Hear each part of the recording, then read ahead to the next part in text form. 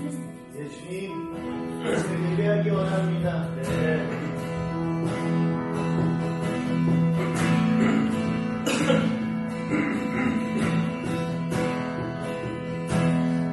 놀라우신 하나님, 사랑의 하나님, 언약의 하나님, 그 언약을 이행하신 하나님을 예배합니다. 주님, 이 시간 가운데 예배를 받으시옵소서. 이 예배가 오직 주님만이 주인 되시옵소서.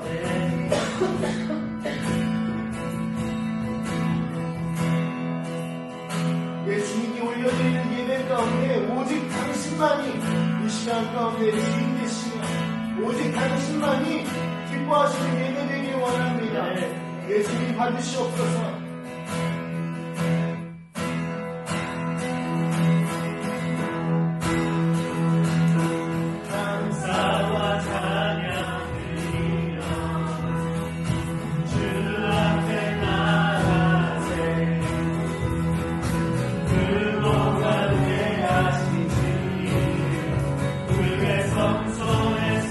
주를 찬양해 나 그 소리로 찬양하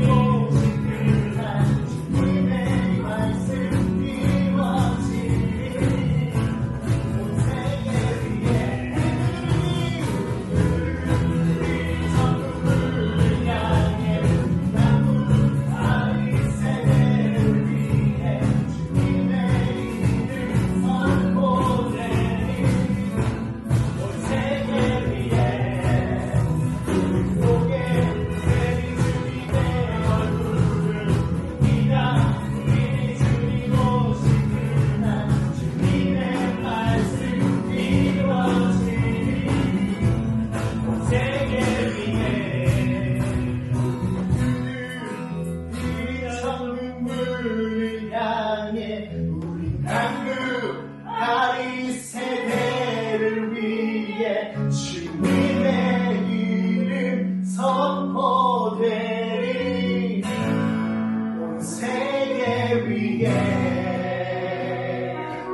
우린 보게 되리 주님의 얼굴을 우리 기다리리 주님 오실 그날 주님의 말씀 이루어지리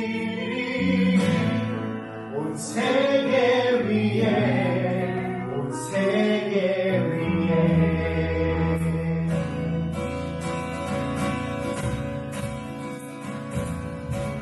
여호와께서 시온으로 돌아오실 때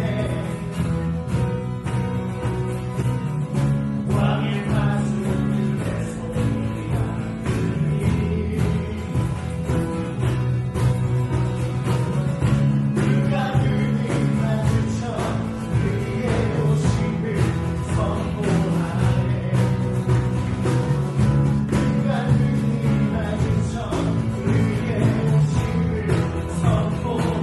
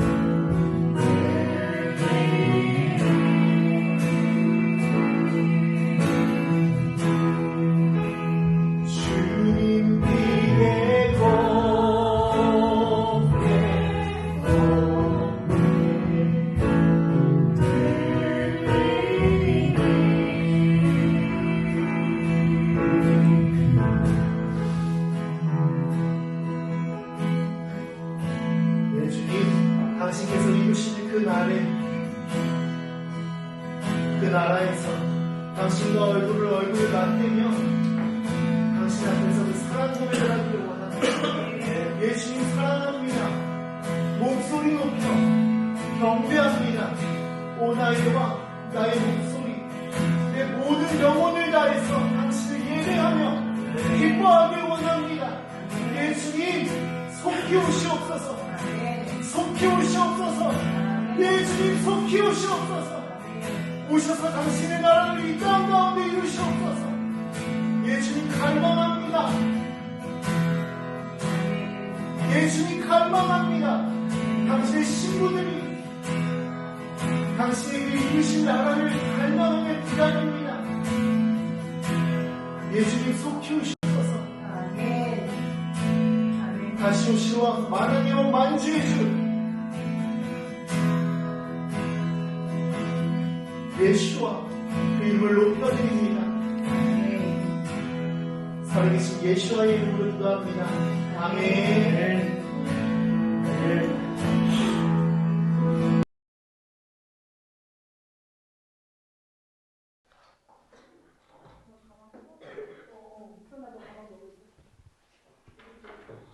자, 우리가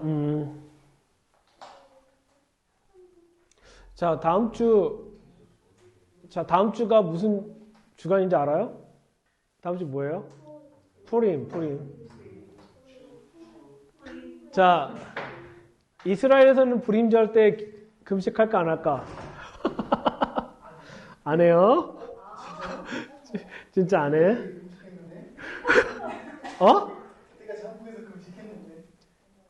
자, 우리가 나중에 오늘 실은 에스더서를 조금 다룰까 했다가 그것보다는 오늘은 앞으로 좀 요한복음을 좀 다룰 예정이고 우리가 한 가지 생각을 해야 될 건 뭐냐면 한 교회 전통에서 해왔던 것과 이스라엘에서 생각하는 것과 완전 다른 게 너무 많다라는 거예요. 자, 에스더서 나중에 한번 읽어봐요. 한번 읽어보고 다음 주에 설교할 테니까. 에스더서에서 읽어보면은 에스더가 모르드게한테 뭐라고 얘기하냐면 금식을 하는데 누구를 위해서 하라고 얘기해.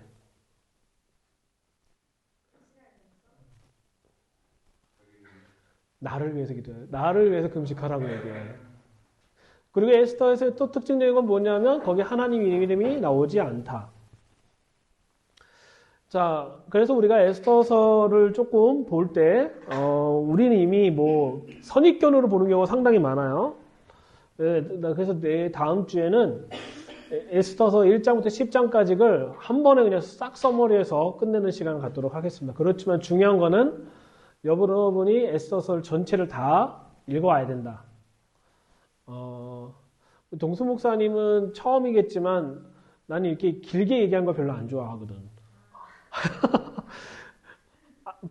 알긴 알 것 같아. 알긴 알 것 같은데, 이게 뭐, 잔소리고 뭐고 하는 거 별로 안 좋아하고, 심플 담백하게 얘기하는 걸 너무 좋아하고, 그렇습니다. 그래서, 자, 에스더, 그러니까, 불임절 때 금식을 안 한다. 자, 두 번째. 교회력으로는 사순절이야, 지금. 우리는 예수님의 고난을 기억하면서 금식하며 내가 원하지 않은 걸 하고 있지만, 유대인의 입장에서 6월절은 이스라엘의 입장에서 6월절은 기쁨인 거지. 해방해야 되는 날이기 때문에 그때는 다들 뛰쳐나간다. 자, 이게 왜 그러냐면 이게 또 다른 관점에 있는 거야. 무슨 관점이 있냐면은 유대인들은 애써서는 이미 성취가 된 거야. 그걸로 그래서 우리가 자유를 누린 거야. 그렇기 때문에 금식을 하는 것이 안 맞다라는 거야. 그러면 유대인이 금식하는 날이 언제냐? 대속죄일, 그리고 성전 파괴일. 이 두 가지에는 금식을 해요. 그거는 표시가 되어 있어요. 표시가 되어 있고, 뭐 예를 들어서 몇몇 랍비들이 정한 금식의 날도 있긴 한데, 중요한 거는 핵심적인 금식하는 날은 대속죄일과 성전 파괴일 때는 금식을 한다. 금식을 하는 이유가 성전이 파괴가 되었기 때문이고, 대속죄일 같은 경우에는 왜? 하나님이 명하셨기 때문에 그런 거예요. 그래서 우리가 금식이라는 자체를 성경을 한번 꼼꼼히 한번 읽어보면은 상당히 많은 도움이 될 거라고 생각합니다. 그래서 다음 주에는 에스더서를 전체적인 걸 한번 다뤄보긴 할 텐데 중요한 건 한번 읽어보라. 읽어보지 않으면 설명이 되지 않습니다. 자, 그래서 오늘은 요한복음을 요한복음을 우리가 쭉 나누도록 하겠습니다. 오늘부터 좀 요한복음을 좀 다뤄볼 텐데 요한복음을 이해하는데 가장 중요한 거는 신학적으로 보면 요한복음은 그러니까 일반적인 신학적으로 얘기하면 요한복음 같은 경우에는 영지주의 사상이다라고 얘기하지만 실은 요한복음은 그렇지 않아요. 왜냐하면 히브리즘과 주다이즘, 유대교의 차이가 뭘까요? 히브리즘과 유대교의 차이. 우리가 많이 쓰잖아. 히브리적인 관점을 본다 막. 그렇죠? 그 유대교의 차이가 뭘까? 모를까? 히브리적으로 관점이 본다는 건 뭐냐면 유일신 사상의 관점으로 성경을 보는 거고 주다이즘의 관점은 뭐냐면 다른 말로 표현하면은 메시아닉 관점으로 보냐는 거예요. 근데 나중에 후대에는 이 메시아닉 관점이 뭘로 바뀌었냐면 랍비닉 주다이즘으로 바뀐 거예요.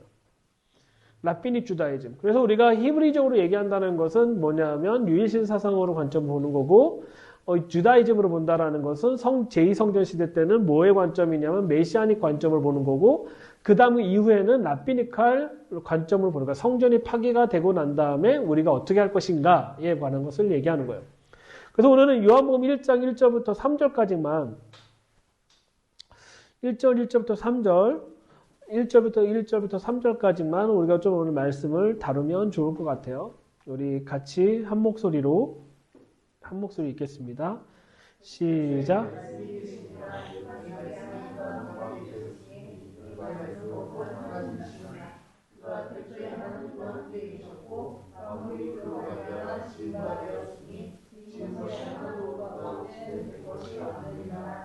아멘. 요한복음의 시작은 뭐와 비슷하냐면 창세기 1장하고 아주 비슷한 게 나와요.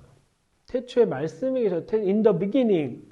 하나님께서 모든 것을 창조하셨다라고 하는데 요한복음은 똑같은 패턴을 하는데 중요한 거는 이 창조하셨을 때 누구라고 표현하냐면 예수님을 뭐라고 표현한다? 말씀으로 표현한다는 거야. 태초에 말씀이 계셨느니라. 이분이 누구냐면 바로 예수 그리스도를 얘기하고 있는 거예요. 우리가 생각하는 거는 우리는 되게 성경을 우리가 읽을 때 예수님을 뭘로 하냐면 되게 인격화시켜서 얘기할 때가 되게 많아요. 우리가 주대계 설교할 때 설교를 들을 때 예수님은 사랑이고 예수님은 착하시고 예수님은 희생하시는 분이고 예수님은 뭐라고 얘기했지만 그거의 정의는 틀린 게 아니라 성경으로서 얘기하는 포인트는 뭐냐면 예수님은 뭐다? 말씀이시다. 그러니까 예수님이 말씀이다라는 것이 전제가 되지 않는 상태에서 다음 단계로 넘어가게 되면은 뭐가 되냐면은 예수님을 자꾸 인성화시키는 작업을 되게 많이 하게 되는 거예요. 예수님을 인성화시킨다는 건 뭐냐면 자꾸 우리 인간적인 주관적인 해석으로 예수님을 자꾸 접근하려고 하는 거예요. 그러다 보니까 요한계시록도 보는 것도 누구 관점으로 보냐? 인간의 관점을 보게 되는 거고 또 모든 성경의 관점을 뭘로 보냐면 나 중심으로 보게 되는 거예요. 그래서 요한복음의 요한은 첫 번째 시작을 뭐냐면 예수님이 바로 태초에 계신 분이 누구다? 말씀이시다라고 얘기하고 말씀이 하나님과 계셨으며 이 말씀은 곧 하나님이시다라고 얘기하는 거예요. 그래서 우리가 하나님을 만나기 위해서는 결국은 예수님을 만나기 위해서는 결국 어떻게 나가야 돼? 말씀을 읽을 수밖에 없는 거예요. 말씀을 모르는 상태에서 예수님을 경험되어 수가 없다라는 거예요. 좀 제가 격하게 얘기하면 좀 강하게 말씀이 육신이 되었고 예수님을 닮아가기 위해서는 반드시 우리가 성경의 말씀을 통해서 그분을 만나야 되는데 말씀을 통해서 만나는 게 아니라 우리는 계속적으로 내 감정적인 것을 통해서 만나려고 하는 경우가 상당히 많다라는 거예요. 그러다 보니까 내 감정을 터치해 주지 않으면 예수님이 있지 않은 걸로 생각한다는 거죠. 우리는 말씀이라는 것은 우리에게 감동을 주기 위해서 있는 게 아니라 그분은 자체가 말씀이라는 거예요. 그래서 말씀이 하나님과 계셨으며 이 말씀은 곧 하나님이시다라고 얘기하는 거예요. 2절 그가 태초에 하나님과 함께 계셨고 만물이 그로 말미암아 지은 바 되었으니 지은 것이 하나도 그가 없이 된 것은 없다라고 얘기하는 거예요. 그러니까 예수님이 2000년 전에 혹은 5000년 전에 혹은 6000년 전에 모든 것을 창조하셨을 때 예수님도 이 창조의 시간 속에서 하나님과 함께 하심으로 모든 것을 창조하셨다라는 것이 아주 중요한 개념이에요. 헬라어로는 이거를 뭐라고 표현하냐면 로고스라고 표현해요. 로고스. 근데 아람어로 표현하면 이걸 메물라라고 표현해요. 메물라. 메물라라고 표현하는데 그것이 바로 말씀, 하나님이시다라고 얘기하고 있는 거예요. 우리가 하나님의 말씀대로 살아간다는 건 결국은 성경 66권에 주어진 그 말씀을 듣고 지키고 살아내는 것. 그러니까 우리가 언약 얘기하지만 실은 성경 66권에서 이 언약은 우리가 얘기하고 있는 언약은 뭐에 관한 언약이냐면 예수님의 재림에 관한 것을 더 강조점을 두고 있지만 실은 우리는 성경 66권을 통해서 하나님이 하고자 하는 일들에 대해서 더 깊게 배우고 통찰력 있게 살아야 되는 것을 얘기하는 거예요. 하나님은 말씀이세요. 그러니까 성경 66권에 기록되어 있는 말씀이 하나님이시다는 거예요. 근데 자꾸 제가 겪어보면 사람들은 말씀을 통해서 하나님을 보는 것이 아니라 뭘로 통해서 보냐면 내가 원하는 걸 통해서 보게 된다는 거예요. 제가 많은 걸 얘기하잖아요. 항상 무지개를 보면 우리는 언약을 생각해. 어떤 언약이냐면 하나님께서 나의 기도 응답을 들어주셨다고 하지만 성경에는 그렇게 쓰여 있지 않아요. 성경 분명히 이 무지개를 통해서 내가 다시는 물로 심판하지 않겠다라는 것인데 나는 이미 내가 그렇게 생각할 결정했어. 그리고 그걸 내가 받아들이고 있는 거야. 하나님은 말씀이란 자체는 우리가 말씀을 오독하는 것이 아니라 말씀의 그대로 그것을 받아들이고 그 말씀을 읽어가는 거예요.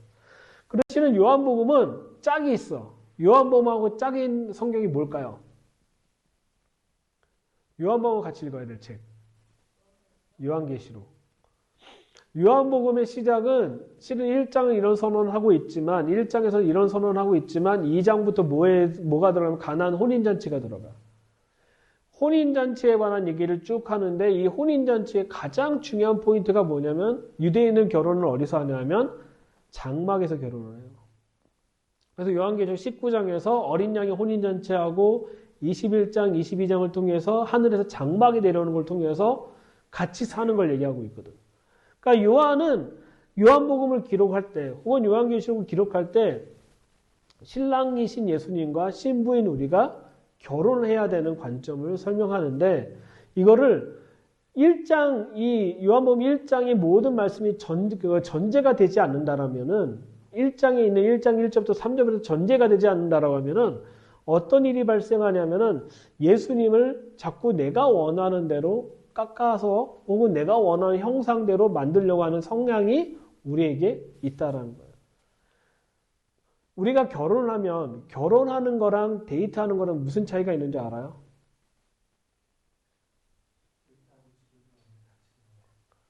그렇죠. 근데 더 중요한 건 뭐냐면 데이트하면 그 사람의 실체를 몰라.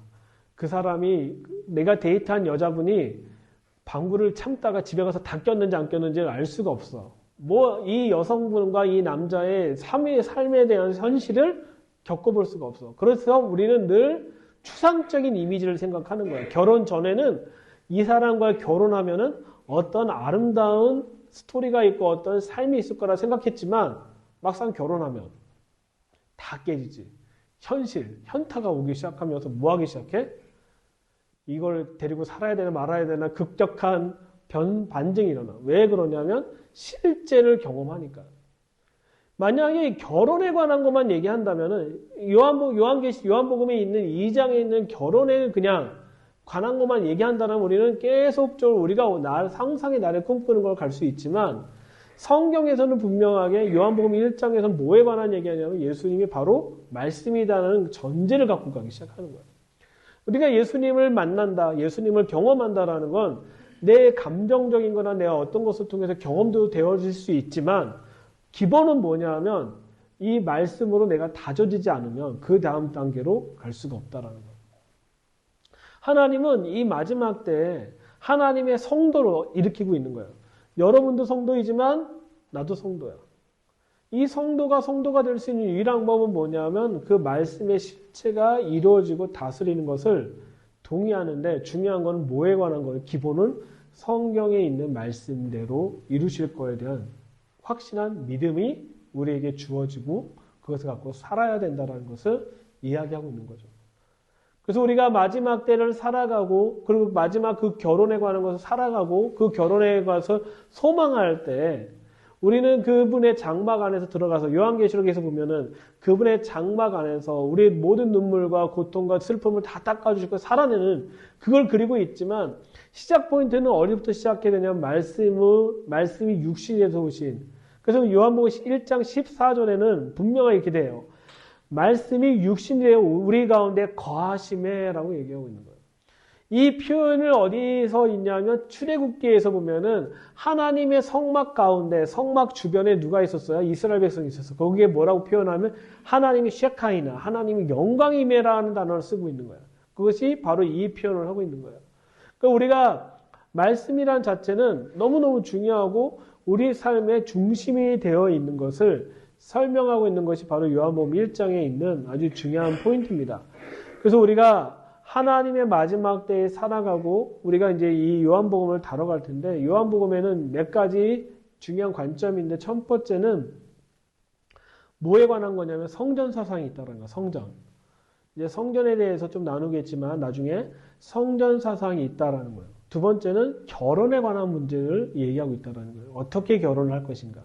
세 번째는 요한복음에선 예수님이 이제 장차 오실 건데 요한계시록을 통해서 연결성을 갖고 설명하고 있다는 거예요. 그래서 이 요한복음의 특징적인 것은 그런 것들을 다 설명하고 있기 때문에 앞으로 이런 부분을 조금 다뤄가면서 이야기를 계속 나누려고 합니다. 그래서 여러분이 한 주간 동안에 이랬으면 좋겠어요. 첫 번째, 말씀이 육신 되시 오신 예수님. 그 말씀의 실체를 내 안에서 드러내십시오.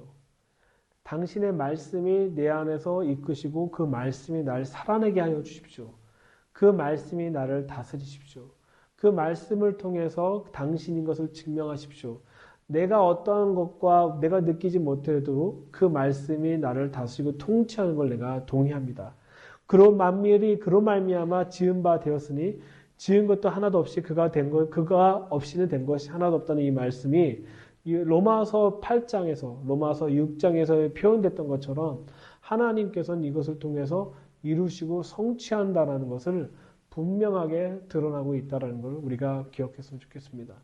여러분 삶 가운데 말씀이 중심이 되고 말씀이 이끌어가는 삶을 살아내는 것이 얼마나 중요한 것인지를 다시 한번 느끼고 경험하는 시간이 되었으면 좋겠습니다. 특별히 시간이 나면 요한복음 한번 쭉 다 읽어보면은 결혼에 포커스를 두고 있고 말씀이 육신이 되셔오신 예수님의 그분의 일이 어떠한 것인지를 구체적으로 드러나는 놀라운 하나님의 일들을 보게 될 거라고 생각합니다.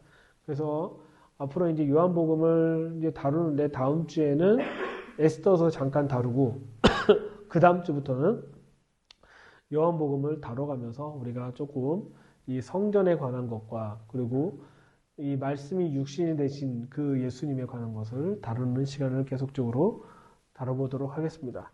자, 기도하고 마치도록 하겠습니다. 하나님 감사합니다.